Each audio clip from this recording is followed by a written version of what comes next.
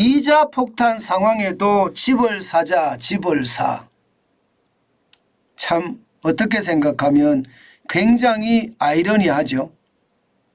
투자라고 생각을 했을 때 이자 폭탄이라면 이자율이 엄청나다는 건데 그 이자율을 안고 집을 산다는 이야기. 이것은요 일반적인 상식으로 이해가 안 됩니다. 아마 여러분들도 이해가 안 되실 거예요. 그런데 여러분 이해가 안 되는 것은요 정환진 TV를 보는 시청자분들은 이해가 안 되지만요 30대에게는 이해가 되는 이야기예요. 무슨 이야기냐. 7월 30대 이하 아파트 매매 비중을 보세요. 32.7%예요. 32.7%. 지금 여러분도 알다시피 뭐 12주째 집값이 올랐네 13주째 집값이 올랐네 이렇게 지금 이야기하고 있는 상태입니다. 다시 말해서 집값이 우상향하고 있다는 거예요. 뭐 큰 폭으로 폭등이나 급등은 아니지만 계속해서 우상향하고 있다는 이야기입니다. 그런데 이 우상향하는 와중에 30대 영끌족이라고 일반적으로 이야기하죠. 30대 이하를. 영끌족이 아파트를 매매하는 비중이 32.7%라는 건 여러분 엄청 높은 숫자예요. 이거 역대 최고입니다. 역대 최고. 역대 최고예요. 역대 최고. 2021년이 최고가 아니고요. 2023년 7월이 최고입니다. 이게 2019년부터 이런 통계를 냈거든요. 그런데 이런 통계에 지금 역대 최고를 기록했다는 뜻입니다. 역대 최고라는 숫자는 여러분 과열이라는 숫자하고 맞먹습니다. 과열이라는 숫자하고. 저는 그렇게 생각합니다. 실제적으로 보세요.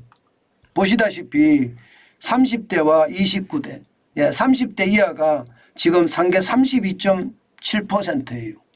전체가 7월이 36,260건인데요. 지금 30대 이하가 상가를 보면 말입니다. 이게 엄청납니다. 지금 그냥 단순하게 계산을 해도요. 11,850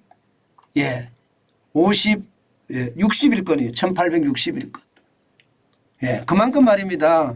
30대 이하는요. 그냥 집을 산다는 이야기. 집을 산다.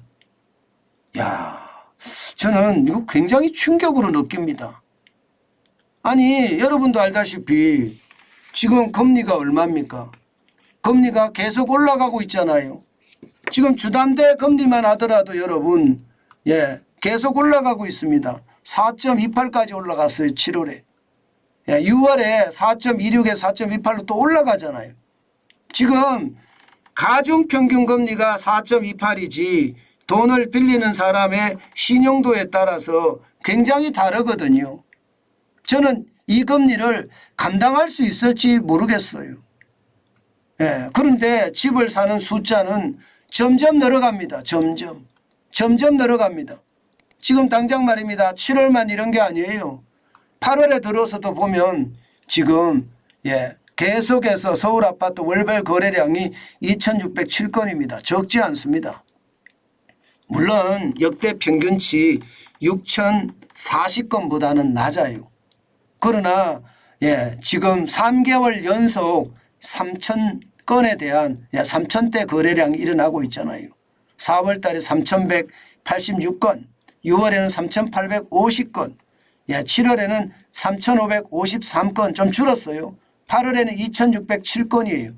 아마 이것도 올라가겠죠. 올라가겠죠. 전체적인 분위기를 봐서는요. 뭐 이자하고 상관없는 거예요. 나는 집을 사겠다. 어떻게 집을 사느냐. 빌려서라도 사겠다. 빌려서라도 사겠다. 빌려서라도 사겠다는 것이 핵심입니다. 핵심. 아니 지금 이자율이 폭탄이라고 자꾸 이야기를 하는데 빌려서라도 사겠다고 하는 사람들이 많아진다는 사실이 저는 도대체 이해가 잘 안 돼요. 여러분하고 제가 계속해서 말씀을 드리지만 아니 이자가 폭탄이에요. 그런데 빌려서 사겠다? 빌려서 사는 액수도 지금 주택담보대출이 말입니다. 2분기에 1,031조 2천억 원으로 역대 최대입니다. 역대 최대.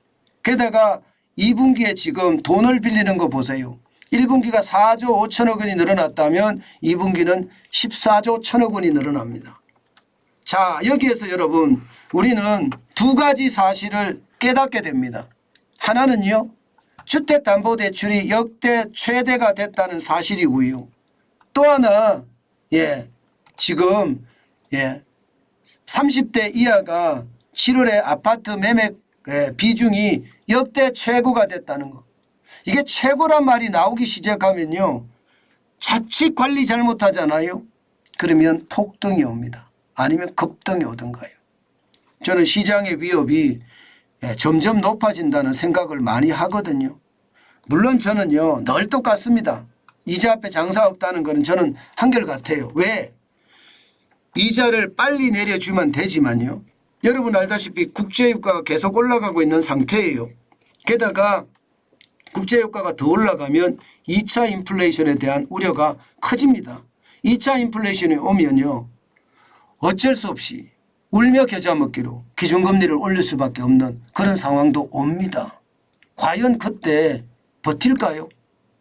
문제는요, 올렸는데 빨리 내리면 상관없습니다. 그런데 빨리 내릴 기미가 안 보여요. 러시아가 우크라이나를 침공하자마자 이때부터 유가가 폭등했잖아요. 그게 안 가라앉아요. 게다가 사우디의 어떤 몽리라고 해야 되나요? 아니면 내로남불이라고 해야 되나요? 뭐 자원 가지고 있는 사람이 내 마음대로 하겠다는 건가요? 뭐 그런 자원민족주의, 러시아 푸틴의 자원민족주의가 결국 유가를 담합해서 가격을 올렸잖아요. 그러면 이런 담합이 금방 끝날까요?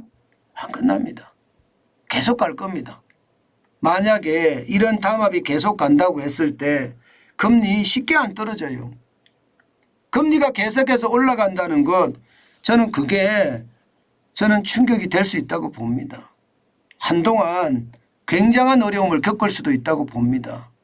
저는 그래서 영끌족이라고 하는 30대 이하라고 해야 되나요? 진짜 조심하셨으면 좋겠습니다. 시장을 너무 쉽게 바라보고 게임하듯이 시장을 바라본다는 이야기를 저는 많이 듣고 있는데 이거 아니에요. 게다가 지난 정부와 이번 정부의 집값 인상에 대한 대응 방식이 틀립니다. 지난 정부는 대응 방식이 무조건 규제였어요. 규제. 지금 윤석열 정부는 규제가 아니에요. 시장 원리예요. 집값이 올라가면 공급이 부족해서다. 그럼 공급하는 거예요. 계속. 그러면 시장은 달라질 수 있습니다. 저는 그래서 무작정 불나방처럼 묻지마 투자하는 것은 아니다. 저는 그렇게 또 한 번 강조하고 싶습니다. 그 정도로 말입니다. 저는 시장의 위협이 점점 커진다. 저는 그렇게 보거든요. 진짜 조심하셔야 됩니다. 예.